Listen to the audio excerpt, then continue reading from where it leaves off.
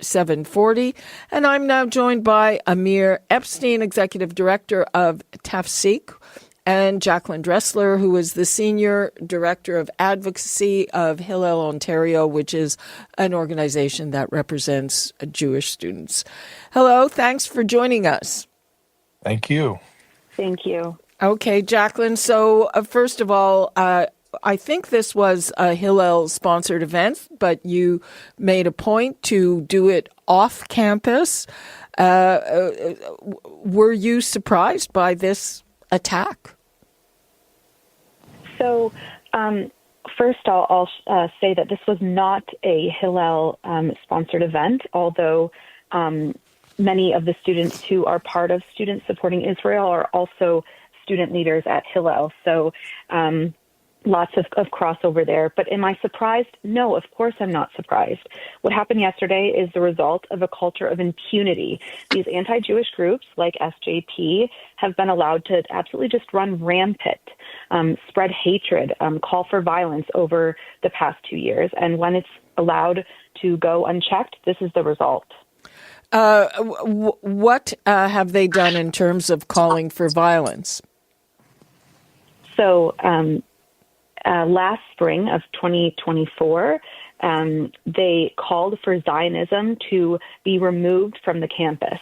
Hillel, Ontario, and Hillel at the University, Toronto Metropolitan University are an openly Zionist organizations. We are not going anywhere, and a call to remove us is certainly taken by many students as a call for violence. When they say death to the collaborators, death to, the Zionists on their social media. Like when we see these things, that is a call for violence for Jewish students. They are afraid for their safety. Amir Epstein, first of all, let's try to get a sense of the magnitude. I was disturbed when I heard our budget chief, Shelley Carroll, sort of making an equivalency, not because, violence on either side is bad, but just how many to one? What is the ratio? Look, the reality is this, that the Jewish community, and that is, by the way, 93% of which are Zionists. So when they try to separate it, it's kind of a weak, pathetic attempt in trying to steal our identity or Jew-splain to us who we are. But when 92% of the population is Zionist, and the Jewish community overall, all we are ever doing is defending. We're not on the offense. We're not trying to go after a person for being Muslim or for being Palestinian or for whatever those, their background is. That's not our interest. We're always defending our people, whether it's Hillel working to defend their students, whether it's, any organization, Tafsik specifically. Our entire mission is to protect and to preserve the Jewish community, not to, destroy a country or destroy a people or a statehood. So it's always going to be in defense.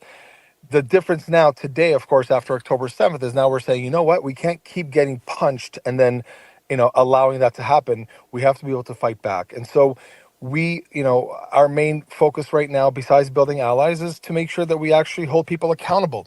Look, the guy who received stitches yesterday, Jonathan, he was invited to speak to his Jewish community about, being a part of a democratic nation's, armed forces.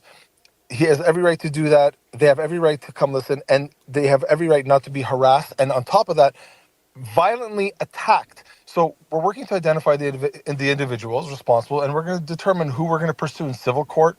And we're going to seek expulsion against anyone who's involved. And I think it's about time we see a full revocation of the student group's recognition for its role in yesterday's violence. So if it's SVP, if it's the Palestinian Youth Movement, whoever it is that is involved, that we can identify 100% without any doubt, it's time to get them out of the universities in Canada. And I think it's actually time to start looking at whether or not we can designate them as a terrorist organization, because it's gotten to the point now where they are attacking constantly Jews, students that are just trying to learn, and they're being constantly mobbed and We got to stop it, and we got to stop them. Who you referred to the young man who was speaking? What happened to him? Explain. So we met with him yesterday, and we're going to be representing him moving forward in any civil pursuits, human rights, whatever it is that we're going to put together. It's obviously very, very fresh. So we got his information, the testimony. He was protecting the students because there was a glass door. He got his back towards the glass door to make sure nobody pushed their way in. So he was defending his students, and then they smashed the window. One of them had a screwdriver. One of them had some other form of weapon that they were using to get into the room. He jumped out through once the glass was shattered, he jumped into the other room to make sure they don't come in. The person that had the screwdriver apparently ran off. He had to go to the hospital. He got stitches on his arms. So this is aggravated assault, as I'm sure you know that's an indictable offense. They were keeping people hostage. I mean, this is serious offenses, and we expect that the Crown is going to apply all lengths of the law to make sure that the people that were arrested are seeing very serious consequences to their actions.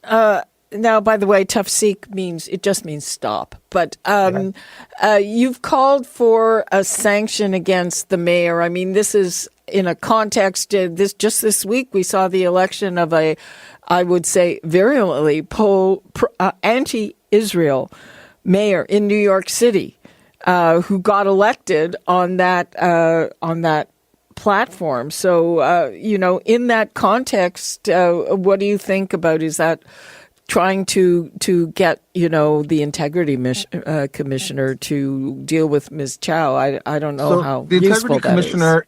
We've spoken to the integrity commissioner in the past because we put a human rights tribunal case against Osman Malik, the deputy mayor, for standing at rallies with Hezbollah. And they already told us we're not the right people to speak to. So with Olivia Chow, we went straight to the Human Rights Tribunal to file a complaint. So we'll be taking her to the Human Rights Court. And look, at the end of the day, when she was asked, why are you calling it a genocide? Where is this information from? She's quoted that she gets her information from the International Association of Genocide Scholars, which I want to remind all of your listeners, for $39.99 a year, you get a membership, and you yourself can be an International Association of Genocide Scholars. So, in fact, we actually put Elmo, the puppet, into their database. So Elmo is technically a genocide scholar, and that's who she lends credibility to, despite people having zero information. Whereas you have people like Colonel John Spencer, who is the world's leading urban warfare expert, saying there is no genocide because intention is the key paramount point of there being a genocide. And if Israel wanted to commit a genocide, they could have done it in 48 hours. Instead, we've sacrificed 1,000 of our soldiers, mostly 18-year-old men and women, to protect the civilians of Gaza, to go into buildings to ensure there are no civilians. And that's where they're being killed, by booby traps, by Hamas. So to say there's a genocide means you don't know what a genocide is. There is a war, and there are people who've died, and it's terrible. But the war was started by Hamas, and it was refused to be ended by Hamas. Amir, I don't want to interrupt you. My purpose here is not to adjudicate the debate over that, but to talk about the violence. So just to wrap things up, Jacqueline, what are you trying to do to prevent this? I mean, a human rights tribunal, it'll be years before it comes up. What are you trying to do? I mean, and how have the authorities on campus? It seems to me that they do nothing. Thanks, Libby. So we have continued to call on universities across the province to act now with moral clarity. Hold the violators of your policies and rules accountable. You have them there for a reason. It's not some rules for some groups and a different set for others. So just simply follow the policies that exist. We've been working with administrators for a decade now to take these proactive measures to safeguard Jewish students. They're beyond the rules. These are basic Canadian values that are being violated. Some have risen to the occasion. Some have not met this challenge with the gravity that it deserves. And unfortunately, TMU is one of those schools who is not meeting that. Okay. Amir, I'm going to give you 20 seconds because we're really out of time. Just so how are you going to protect people going forward? Using lawfare, we have 36 lawyers who are dedicated to pursuing anyone who commits any injustice, discrimination against individuals, against companies, restaurants, and we're going to make sure that they face the consequences. We're not against freedom of expression. It's important to state that, but we are against people who discriminate openly. There are laws that do not allow for this, whether it be criminal or civil, and we're going to hold people accountable. Every single person that we hear has done something like this will be held accountable. Jewish blood is not cheap and will never be cheap again. Okay. Thank you both for Thank joining you. us, and let us hope that we don't have to talk about this again.